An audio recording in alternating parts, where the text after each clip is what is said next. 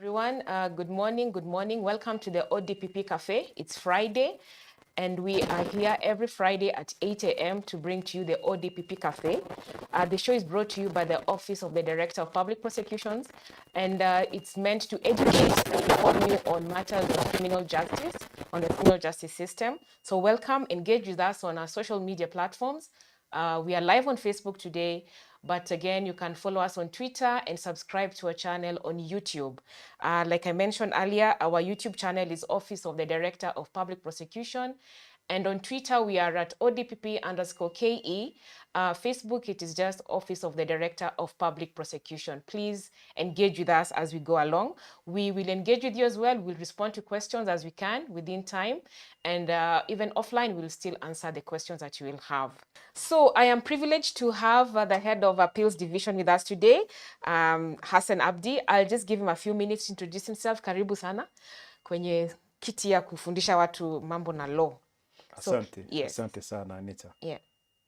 It's a pleasure being here this morning. My name is Hassan Abdi. As you have stated, I'm the head of the Appeals Division in this office. How long have you done this? Well, I've been an advocate now for more than 20 years. Okay. I was in private practice before I joined this office. I have been in charge of this division for 3 years now. Oh, good. Yes. Oh, good. Karibu sana. Like I said, the show is meant to educate people and to just break down some nuances of the law. And today you're here because you want to discuss appeals. Well, before we start that, I mentioned a case about two men who got 200 years in jail. I mean, who is going to live for 200 years? How is that even calculated? What does that mean? I think it's important to understand what was the actual decision or the judgment in that case. I'm sorry, I'm not able to understand whether it was concurrently, whether that sentence was to run concurrently or consecutively. So That's what I'm the concurrently na consecutively yes, umetupoteza. maybe the 200 years, as you have said, may be an accumulation of, you know, sentences that have been meted out. In other words, when you're talking about consecutively, what that means is that when one sentence is completed, the other one starts. Oh, okay. yeah. So if somebody was convicted and sentenced, say, to 10 years on one count or one offense, then sometimes you also hear that in the second count or second offense is going to serve 5 years. On the third count is going to serve so 2 years. Okay. So that, you know, when you add up, you know, these years, then you get an accumulative figure. So in that case, since I don't have the benefit of the details, the 200 years may be perhaps to run concurrently. In other words, well, I mean, we all know that you can't be in prison for 200 years. Yes, that's possible. So it's important to understand exactly what the judgment was all about. Oh, okay. What is an appeal process? Thank you, Anita. The appeal process is a judicial examination by a higher court of the decisions of the lower court. That is basically what an appeal process is. In other words, the judgments or the decisions of the lower courts are subjected to the scrutiny by the courts above these lower courts, and to see whether those decisions are sound in law. Okay. Good. So, what would make someone want to appeal? What are the grounds for appeal? What would send a case to an appeal court? Or now, what would make a case go through the appeal process? Yes, in the criminal trial process, we have two parties. Yes. We have the prosecution on one hand, and we have the accused person on the other hand. So the decisions will normally be contested by either party. It's rare that you'll find there's a bit of concurrence in the judgment. Yes. Yeah. So it depends on who is the aggrieved party in this particular instance. Where there is a conviction, the accused persons will feel aggrieved. And therefore, there are many grounds which that particular convict can raise in instituting an appeal. For example, the convict or the accused person may argue that the trial court did not take into account his defense, where he put up one. He can also argue that the court took into account evidence which it ought not to. Okay. Another ground could be that the trial court failed to take into account material evidence which may have exonerated the convict. The sentence also passed may be, in his judgment or view, be too excessive, so that he feels that he was being punished severely, in line perhaps with the offense that he has been charged with. So the question is, why would you want to wait for this process? Why would you wait for judgment to be passed, then you appeal? Why can't you just object and new evidence is brought, or whatever evidence you're disputing is thrown out? Why wait for it to, why take it to appeal to discuss this? Now, the trial process is unique. You know, there are stages that one goes through in a trial process, that is a criminal trial process. We have what we call examination in chief. That is the first step, after somebody has taken plea and the case has been set down for hearing. This is where now the prosecution brings forth the case by lining up witnesses. So that process of bringing these witnesses by the prosecution is called examination in chief. Now, there is then an opportunity for the accused to test the veracity of that evidence through cross-examination. Okay? Yes. So it is through cross-examination that now that accused person is empowered or is allowed by law to raise issues and questions. In other words, to test the credibility of the witnesses and the veracity of the evidence that is being adduced. Then there is re-examination by the prosecution. Once prosecution, the cross-examination is done, you have re-examination, where now the prosecution uses this opportunity to clarify on gray areas. So the trial process itself has unique features. And it is through these processes that some of the issues can be canvassed, where there are a bit of contradictions or inconsistencies here and there. It is through these processes that those ones are raised and, if possible, they are cleared.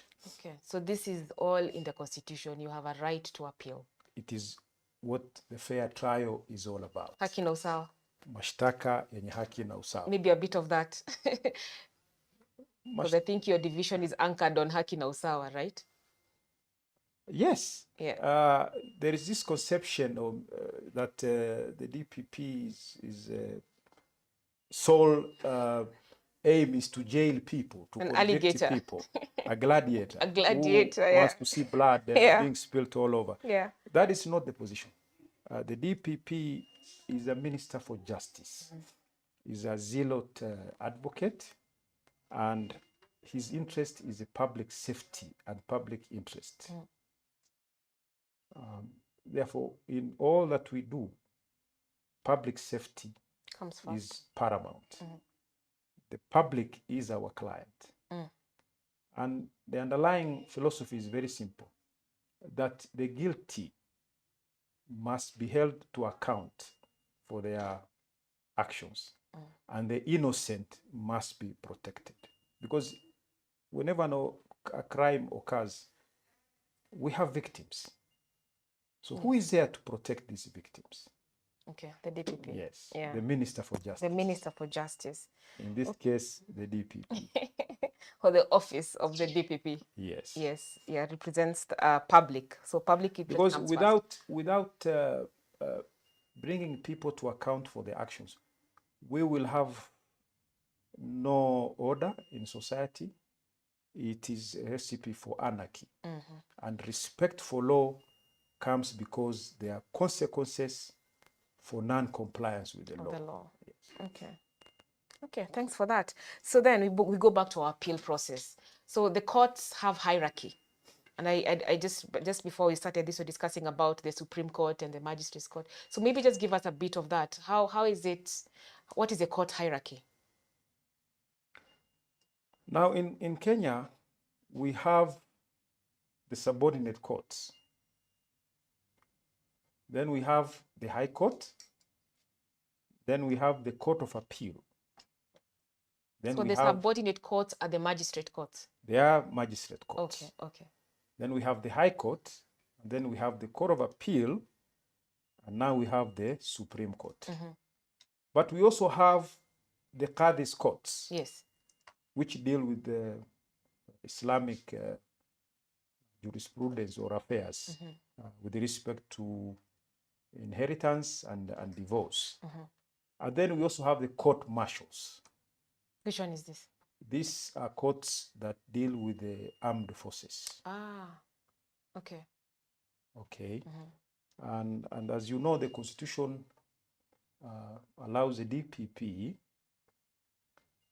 to commence, take over, and discontinue all criminal cases in this country except the court martials. Okay.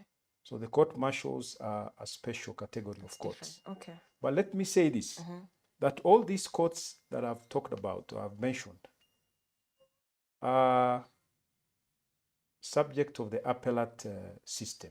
In other words, decisions from the Qadis courts and also the decisions from the court martial are appealable to the courts above them, and that is the High Court. The High Court. Yes. So you can have a court, you can have a case in the court martial courts and you appeal it at the High Court. They are appealable to the High Court. To the High Court. Yes. Okay. All right. Interesting. Okay, so now you have a case you want to appeal.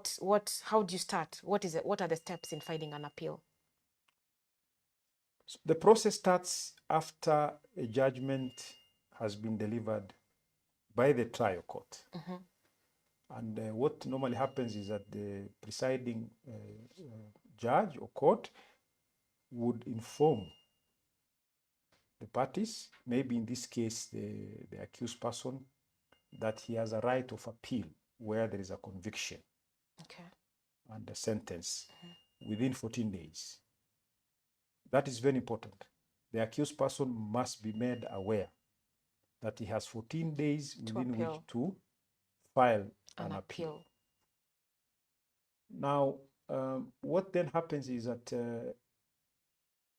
the accused person, through his lawyer, would ask for proceedings to be typed. That is the proceedings of the trial. To be typed for purposes of preparing a record of appeal. And that has to be done in order to then have this record taken to the appellate court. Then the accused person is required to file a petition of appeal within the 14 days allowed by the law. Yes. So what if 14 days lapse and you haven't appealed? The law allows for extension, and the courts have on more than one occasion allowed appeals to be filed out of time for good reason, because you must also satisfy the court why you are not able to file within 14 days, the time frame given by the law.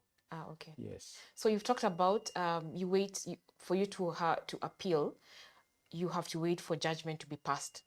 But then there's also the other one that is such a mouthful even for me, interlocutory appeals. Like you can fight for an appeal in the process of your trial. Does it happen? Yes, as I said, the trial process itself has its features.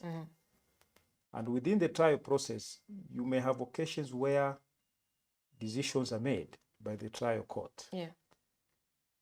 on one or two aspects that may arise in the cause of the trial.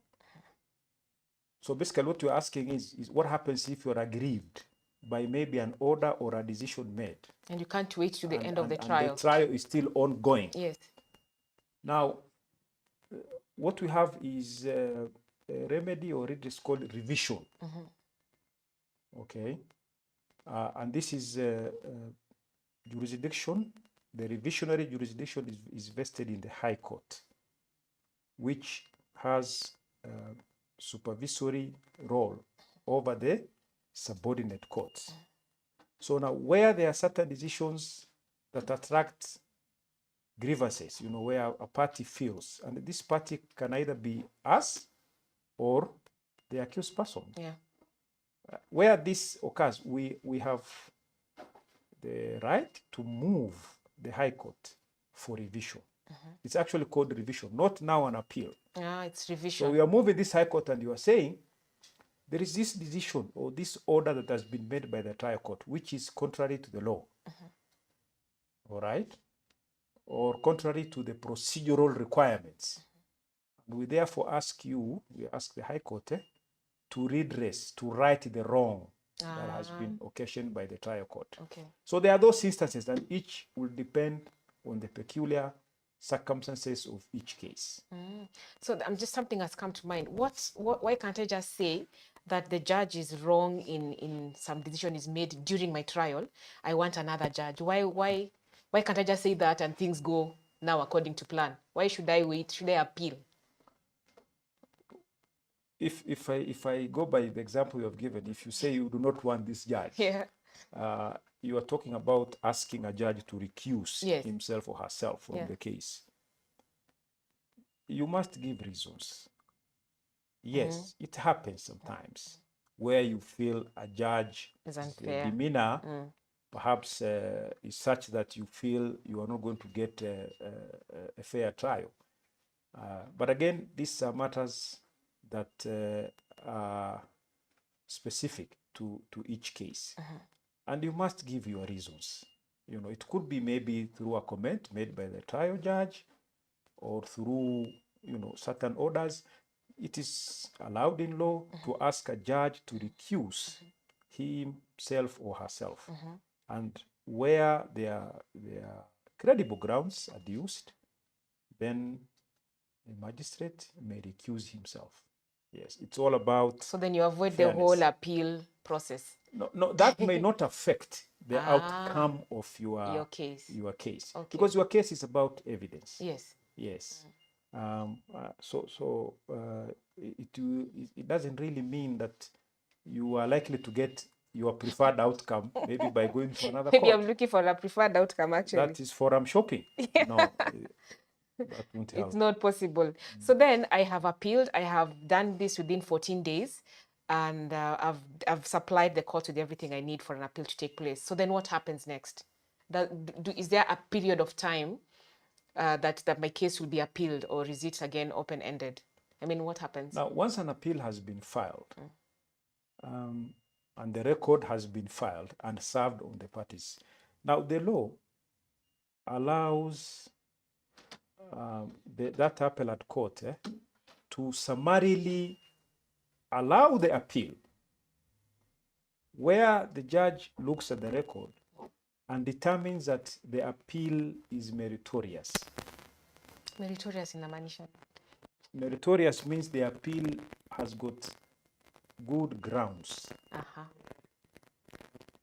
The reasons that you have given for appeal are plausible. In other words, you have got strong for appeals. Yes. Where it is clear that there were errors, because the appeal process is about correcting the errors that are done by the lower courts, either through wrong interpretation of the law or flouting of procedural requirements. So where these are clear to the judge that this ought not to have happened, then the appellate judge can summarily allow the appeal. In other words, the appeal can succeed. Then the appellate court also can summarily reject, in other words, without hearing the parties. You see, when I'm talking about summarily allowance or dismissal, I mean a scenario where the judge deals with these matters in the absence of the parties. Okay? Yeah. So where a judge also can look at the record and say, this appeal lacks merit. You know, there is really no strong ground. Everything was done in accordance with the law, the tenets of the law, and therefore this appeal is simply maybe an afterthought and can summarily reject the appeal. But again, you know, that attracts also an appellate right. You can still appeal now to the higher court. Oh, it can be rejected here and then you still go to a higher court. You can still go to the higher court. Oh. The appeal process ends at the highest court. Oh, okay. Interesting. And I know we talked about the hierarchy of the courts, and earlier on we talked about our famous election petition, that it went straight to the Supreme Court, which is the highest court of the land. So how is it possible? Why didn't it go through the hierarchy? Now, the Supreme Court, as a creature of the Constitution, is a special court. And presidential elections are not ordinary cases or what? Proceedings, if you like. Yeah. So petitions at that level are special. And you can imagine a scenario where if we allowed the appeal process in such, we will bring the country to a standstill. Yes. Yes, because you know this will drag on and on and on, and you know we may not have the time for that. Yeah. So it was established for a particular purpose, and that is one of the main purpose, that presidential elections go straight there can only be determined at the Supreme Court, whose decision then is final. Yes. Interesting. At least now you understand the court hierarchy. I bet somebody would ask, why didn't we start from the magistrate court going up, you know? The Constitution and the law is very clear that election petitions can only be heard by the highest court in the land, and of course within the time frame that you know. Yes. So I don't know whether it is just possible to improve the quality of trials at the lower courts so that time is saved, so that not the appeal process really is not necessary. Why can't we just then improve the quality of the trials we have? Absolutely. You are right. And this is what we endeavor to do. You know that as an office, we have policies, we have guidelines now. For example, the guidelines on the decision to charge. Yes. We have the diversion policies.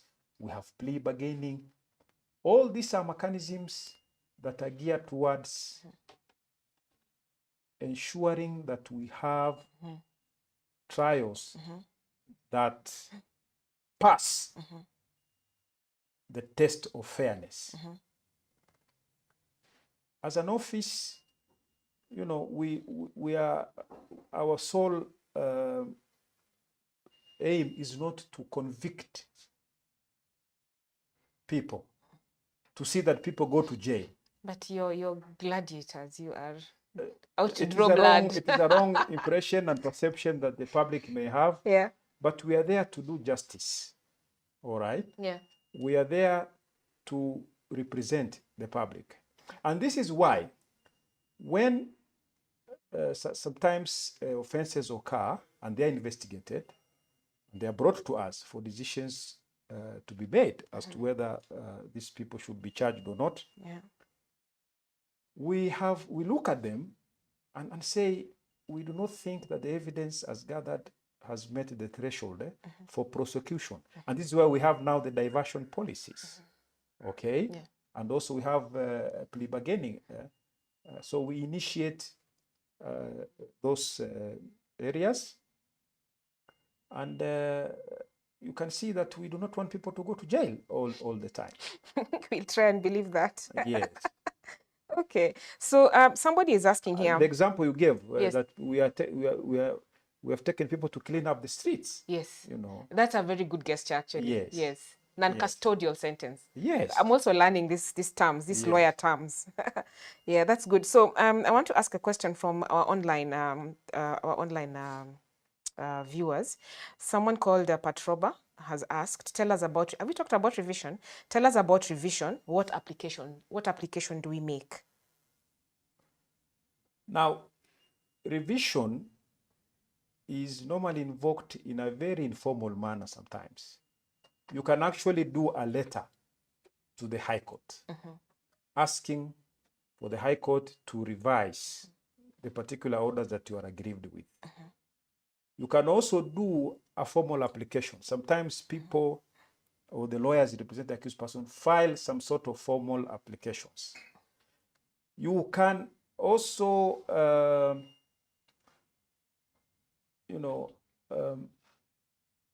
through, for example, these days the victims are also taking part in the trial process. So sometimes also the victims may move the High Court also for certain orders. And therefore, the High Court will be seized of the matter and deal with the matter accordingly. It's also important to understand that the High Court has got jurisdiction, in fact, inherent jurisdiction to supervise the proceedings in the lower court. So the High Court can, on its own motion, call for the record of the lower court and look at it at the proceedings and see whether they are meeting the procedural requirements as well as the law requirements. Yes. Okay. I hope, Patroba, you have been answered. Thank you so much, Abdi Issa. Thank you, Sarah. Thank you, Lillian, for following with us. Robert Mukundi, we've seen your question. I don't think it's prudent to discuss a case that is in the court, right? Somebody has asked why Babu has not been convicted to date. I know we spoke about that earlier. I mean, I don't know. Is there anything you want to say about that? The case is still ongoing. Ongoing. We wait. We wait. Yeah, Robert, you have gotten an answer there. So we'll just continue again, Mr. Hassan, and thank you so much for being very clear in your responses to us. Is there a cost to appealing? I mean, are you charged anything? Do you pay? No, there's no cost. There's no filing fees that is paid to the court. So how do you ensure it's not an abused process then? Because if it is free, and this is Kenya, we like free things. You can waste the court's time by just appealing and appealing. That is why I talked about the court having powers to summarily reject the appeals, and dismiss those appeals. Okay. Where those appeals are found to be frivolous, okay, that they are of no merit, they are simply clogging the court system, the appellate court has these powers to summarily reject those appeals. Good. So then, if you're not appealing, what are the other mechanisms that are available? Yes, I talked about revision. Yes. Yeah, that is where you want to interfere with the decision of a lower court in one way or the other. Of course, you have the appeals process, and then you have the revision that we have talked about. Then you also have judicial review, which is a redress available to parties, where you are asking the court to look at the processes that public bodies have been engaged in. Sometimes that the effect of this judicial review process will end up affecting the decision that you are aggrieved about.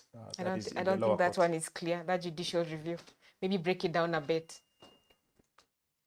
Judicial review is more or less defined and provided for in law. In fact, our constitution talks about it. The Civil Procedure Act also has a provision for judicial review. So revision in the criminal trial process, as I said, is a bit informal. You could do by way of a letter and all that. Now, judicial review is a power vested in the High Court to supervise or to examine the processes of the decisions made by public bodies. For example, tribunals. Oh, that is just for public bodies. It's for public bodies. Okay. Yeah, for example, you can have, if you have a gun and your license is withdrawn, there is a process where it says, you know, you can appeal to the minister. Suppose now the minister refuses, you know, to give back your gun, you can go to the judicial review. Now, we have also had cases where, for example, insofar as criminal cases are concerned, where parties have gone to court to say, from the evidence that we have, we think this criminal process ought not to have been commenced in the first place, because maybe the DPP had given word that, you know, I will not charge you, or you will not be charged. And then for some reason, somebody has been charged. So what happens is that people go to court and say, you know, there was this promise that I should not be charged, but I've been charged. And the courts, in some instances, have agreed. Yes. Okay. So it is more of a civil remedy than a criminal remedy, one. Yes, in that context. Okay. All right. So the process is ongoing. My case has been heard at the High Court. I have won it. So what happens when I win an appeal? Winning an appeal means that the decision that you appeal against has been interfered with. If you are convicted and sentenced to serve, say, 20 years in prison, and you have won that appeal, if you appeal against the conviction and the sentence, then you are set free. Oh. Okay? Yeah. Or you could have your sentence reduced. If you are jailed for 30 years, you're given 10. You could have your you could have it reduced to 10. Okay. You could have a new trial. Okay. Where the trial was found to have been tainted with a bit of illegalities, flouting of the procedure and the law. So you're taken back. You're taken back to the lower courts. You can have a retrial.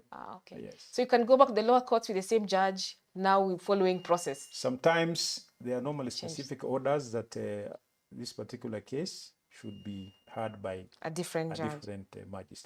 Magistrate. Trial court, yes. Okay. Quite interesting. So what happens when you lose? Then the conviction stands, the sentence stands. Or you go back and continue with your case in the lower courts? The conviction stands and the sentence stands. Okay, wow. Anyway, I have a question here again from someone. I know we are going to have a discussion on plea bargains later in the show, not today, but someone has asked, and I hope you can address this. Can we hear more on the issue of plea bargain vis-a-vis murder cases and the involvement of victims' family? And I believe this again is related to the case we were discussing earlier. So I don't know whether we can handle it here or we let it rest. It's a fairly deep area, yes, which requires a little bit more time than what we have here today. Yes. He's talked about the victims' concerns and family. Yes. Now, the law, the new jurisprudence that is coming up, is that the victims are no longer passive actors. Recently, there was a decision from the Supreme Court that gave guidelines on how the victims can now participate in the trial process. So their views and concerns have become very important and are of paramount importance. So that as I said, requires another session. Yeah. But plea bargain, again, as you said, you're going to have a session, takes into account the victim's concerns. Okay. But remember that in plea bargaining, the offenders are required also to own up to their misconduct. You cannot have plea bargaining where the victim is still accusing you, still saying that he's innocent, that he didn't do nothing wrong. So there are those. You have to accept your mistake. Yes. Okay. You know. Yeah. And of course, the law must always take its course. It is not an avenue for getting out of jail through the back door. Yes. Important. It is important that you must honor and of course with the victim's concurrence and the court's concurrence, because plea bargaining agreements also have to be sanctioned by the court, because as I said, there should not be an avenue for sidestepping Yeah. the intent, the letter and the spirit of the law. Yes. Okay. So I have another question. Bonnie has asked, Counsel, kindly mention something to do with the resentencing in the High Court, which is taking room of appeals in most courts. I don't know if that is clear. There are more petitions based on the Francis Muruatetu decision nowadays as opposed to appeals. So Bonnie has asked that. That's a good question, and it is something that has now taken root. That is the Muruatetu principle. First of all, what is the Muruatetu principle? Now, this was a case Yeah.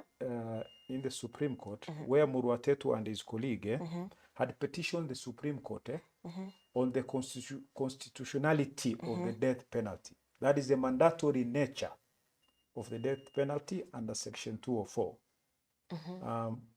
They petitioned the Supreme Court and said that the mandatory nature is unconstitutional. That is because that section says any person convicted of murder shall be sentenced to death.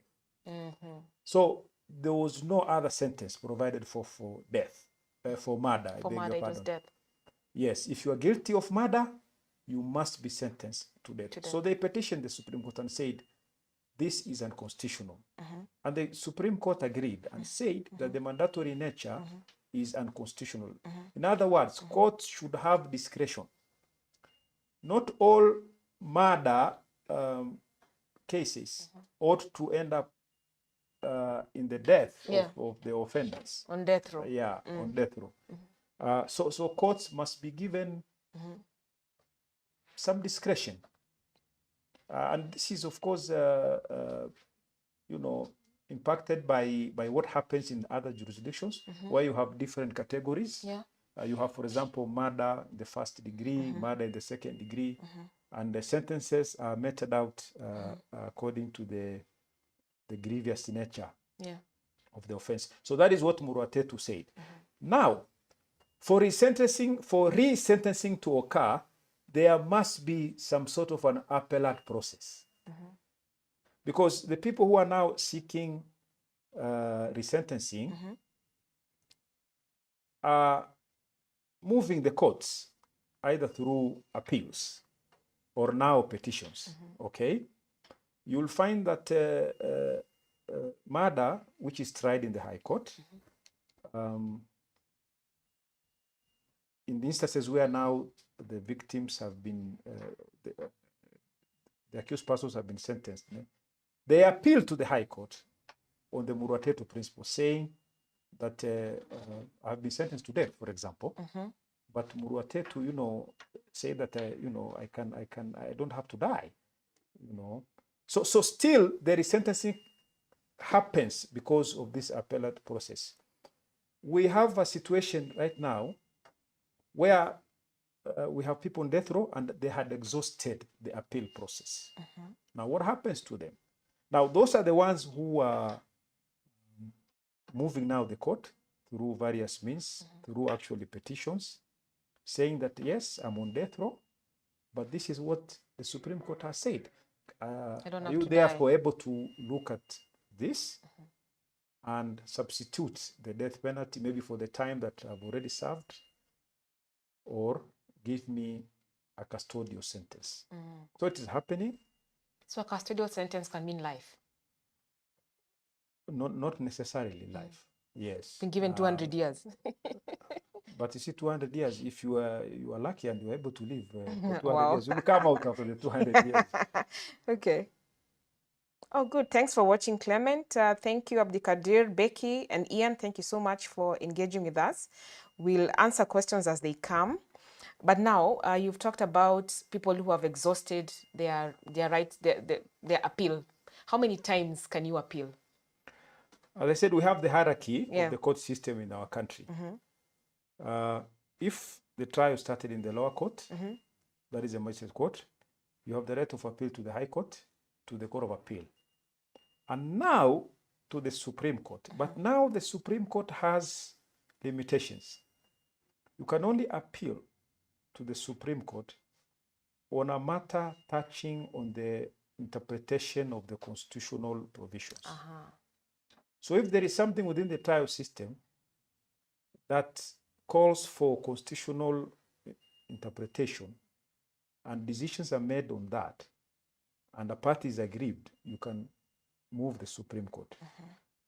The other ground that can move the Supreme Court to exercise its jurisdiction is where there is a matter of grave national importance, a matter of public nature that is so grave that requires the Supreme Court's involvement. And as you know, the Supreme Court also gives advisory opinions.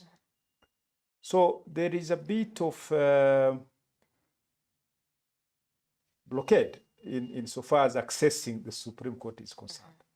We used to have the Court of Appeal as the last court. In fact, going by the name, Court of Appeal. Yeah. So that was the last court. And of course, the distinguished ladies and gentlemen that compose that court are known for their prowess in matters of law, and their decisions were final and oftentimes would be accepted by the parties. Yeah. Yes. Okay. So Esther Chebet is asking, what if the convict did not exhaust the appeal process in a murder case, but comes back to the High Court for resentencing? So clearly this resentencing still needs some education on it. As I said,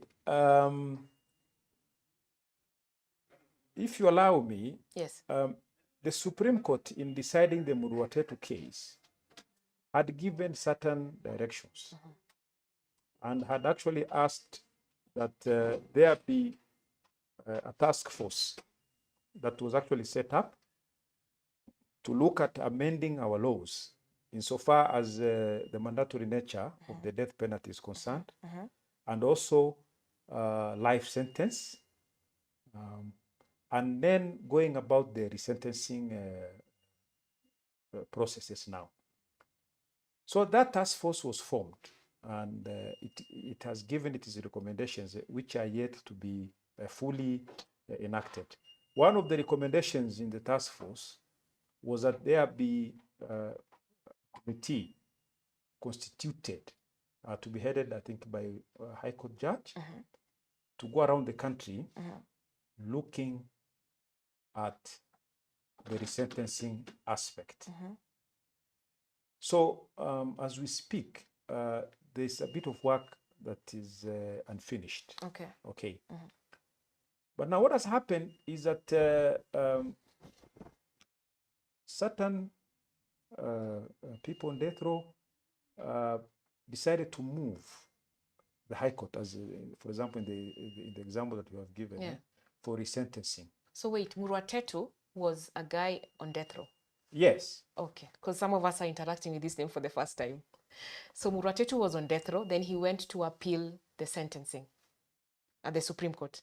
On the constitutionality of the mandatory nature of the death penalty. Okay, I get it. Okay. Yes. Yes.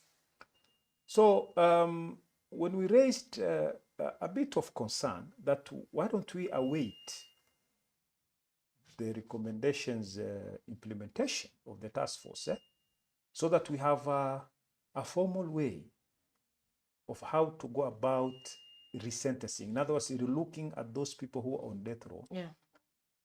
The position taken by the High Court was that the doors of justice are forever open. Why wait when we already know the jurisprudence, that is the position with respect to the mandatory nature? And the courts then will proceed to determine those matters in the manner that they were determined. And even the Court of Appeal has also moved on and said, we know what the position is.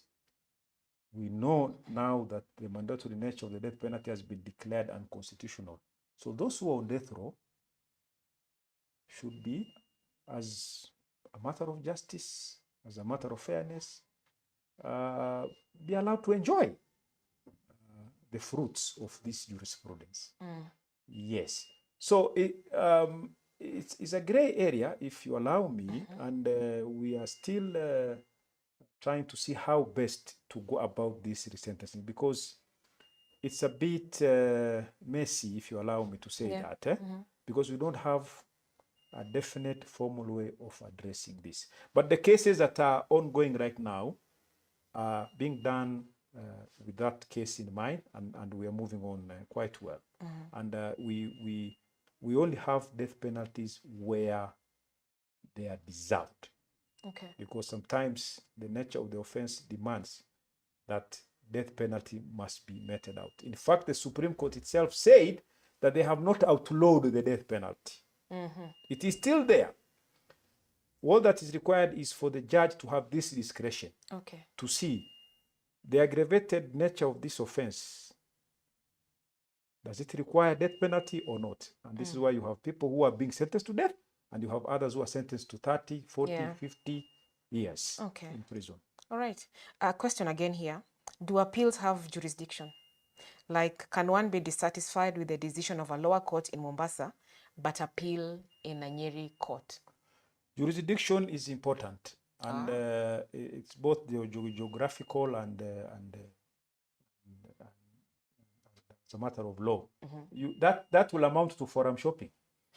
Because why would you want to go to Nyeri, yet they are from Mombasa in Mombasa? To yes, so you can't do that. Of course, people are allowed to apply for transfers of cases for reasons that are allowed in law, but you cannot do that. It's not for you to choose. Normally, you go to the if there is no that court within your geographical area, you go to the nearest. To the nearest. Yes, that's also for purposes of course accessibility and costs. Implications. Yes. All right. So somebody else has asked again, how do we petition for new trial at the High Court? What application do we make? The Constitution allows where you have exhausted your trial and the appellate process. I think Article 50. Sub 6 or 8 there, you can apply for a revisit to your case where you have come across new and compelling evidence which was not available at the time the trial was going on. So the law and actually the Constitution allows you to reopen your case where you've come now across evidence which was not available at the time the trial was going on, and which could not be reasonably accessed through due diligence. Yes. Okay. Interesting. So you say the cost of appeal, it is free to file for an appeal. So the cost is between you and your lawyer. That is where you spend your money. Yes. If you are able to afford a lawyer, then you do so. If you are not able to, for example, for murder trials and at the Court of Appeal, counsels are normally assigned to those who are not able to afford counsels. Counsels are assigned through pauper briefs and such like mechanisms, allowed to have counsels to represent them. Can the court assign a lawyer for me when I want to appeal? Assuming I have no lawyer to help me in the appeal process, can I ask the court to assign a lawyer to me? Not the court, as in that particular court, but at the judiciary, I think, through the registrar. And I think we have entities such as Kituo cha Sheria, and there are lawyers who are doing pro bono cases. So legal representation is very, very important in the criminal trial process. And actually is one of the grounds of appeal that you will come across. You know, people will be saying, I didn't have proper legal representation. I therefore didn't understand what was going on. One major, for example, ground of appeal is where a person pleaded guilty and then he was sentenced accordingly. Now, you know, if you plead guilty, the law does not allow you to appeal. If you appeal, those are the frivolous appeals and they'll be summarily rejected. So because you pleaded guilty, but then you'll find that somebody appeals and says, I don't understand. Maybe even the language that was used. I just said, yes, I understand, because the facts are read and you say they are true. And then later you say, I actually didn't understand. or the facts that were read perhaps do not constitute an offense, or they constitute an offense that is not known in law. So where you have a plea which is not unequivocal, people appeal on that. Now that's where legal representation comes in, because if this person had a lawyer, that lawyer would have been able to explain that there's something not right about this charge. Either the facts are not, disclosing any known offense, or the facts disclose a separate offense, that kind of a scenario. So legal representation is very, very, very important. Yeah. So now we look at you prosecutors as alligators, gladiators, drawing blood, but then you say you're here, you represent the public in all your operations. So that means that the DPP can file for an appeal, right? And if then the DPP can do that, there's a process. Is it the same process? It is the same process. There's no special process for the DPP. It is the same process.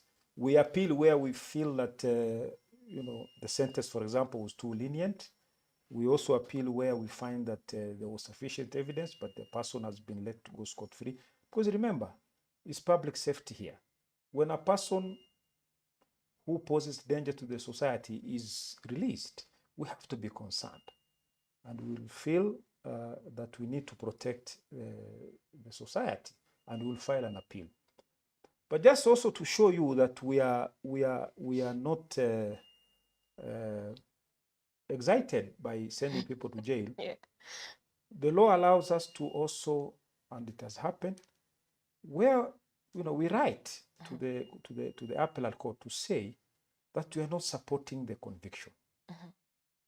Okay, fine. There was a conviction, but looking at the record, and after a serious analysis, we find that the conviction was not safe, and therefore we ask the court to, in other words, allow the appeal.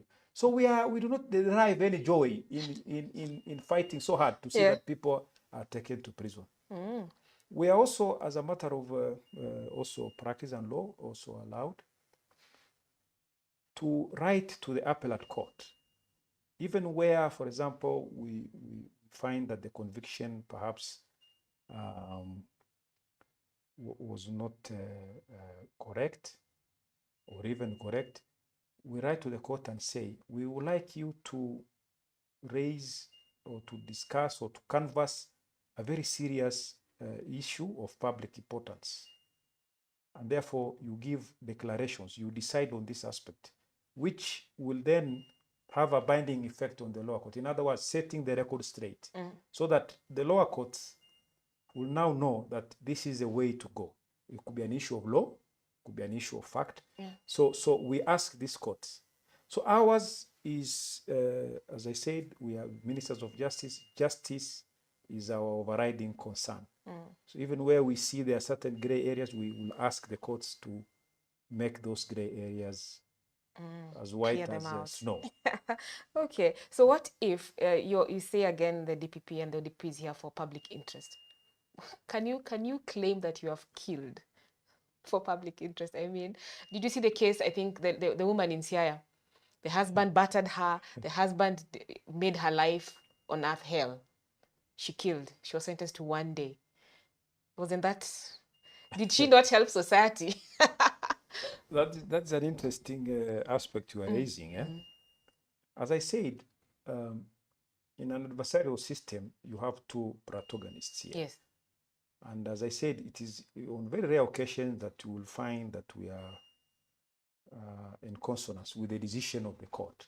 In this case, you should have asked me whether we are happy with the 1-day sentence. I think that should have been the pertinent question. That is a good question. But the question is, the person who was killed was found to be... We're talking about the end result of that case. Or are we happy with the 1-day sentence? So are you happy with the 1-day sentence? As I said, sometimes it's not very prudent to talk about cases that are in court. Some will say we are unhappy. The victims, will say they are unhappy. Okay? Yeah. So what happens in such a scenario? We may be compelled to seek redress. And this is why we have this appellate system. If you ask about my personal view about that particular case, I would say that maybe the 1-day sentence was too lenient in the circumstances. But again, you also need to look at the case. And the victims would be perfectly in order to say, let us take this matter for further judicial examination to the higher court. So I will not be surprised if that matter goes to a higher court, ends up in the Court of Appeal. Okay. Because I would not want to discuss the merits and the demerits here of whether the appeal will be successful or not. But there are those concerns, and there could be genuine concerns. I could be of the view that having been in custody maybe for the time that she was in custody, if she was not out on bail, she may have learned her lesson. And the judge, in the wisdom, after looking at all the circumstances surrounding the case, felt that she had learned her lesson, and therefore there was no need for custodial sentence. So a lot also depended on the specific cases of the nature. Yeah, I just asked that because it was a whole discussion on social about whether. I know. So it was just good to discuss. I saw that. Yes. Yeah. Someone has asked quite a long one. Sometimes youth are arrested and taken to court with charges like drunk and disorderly, and sometimes it's just because you couldn't bribe the arresting officer. Someone is always just expected to plead guilty in court. Can you appeal such a decision? And then number 2, people who cannot afford legal representation and don't know about their right to representation and are sentenced without right of fair hearing, how can they appeal such sentences? I think we said it can be one of the grounds for appeal that you are not legally represented in Absolutely. your case. Yeah. And what happens is that the accused persons are normally notified that they have a right to legal representation, and this is something that they ought to think about. About the other issue of drunk and disorderly. Yes. You're just expected to plead guilty. This is where we have diversion policies. Yes. We may take them to court, we may not take them to court. And diversion is not bribing. No, diversion is a whole different thing. It's a mechanism that is perfectly allowed in law, in order for these misdemeanors to avoid, because some of these offenses attract custodial sentences of say 3, 4, 6 months. So instead of sending people to clog our prison facilities, we can invoke other mechanisms. But keeping in mind that offenders must be held accountable. For us to have a just and a safe society. Yes. Nobody should get the impression that they can go scot-free. You commit an offense and life goes on the same way. Remember, they are victims. Your actions have consequences on people for which you must be held accountable. Yes. Okay. That's a good ending to our show today. Thank you very much, Hassan. I've seen someone here said you're a great teacher. Maybe you should consider coming back to continue teaching us about appeals. Looks like it was a very interesting topic for people. I'll just mention a few. Joe, thank you very much. Patroba, thank you for being a good student. These were students who were asking questions. There's Esther Chebet. I mentioned Abdikadir earlier.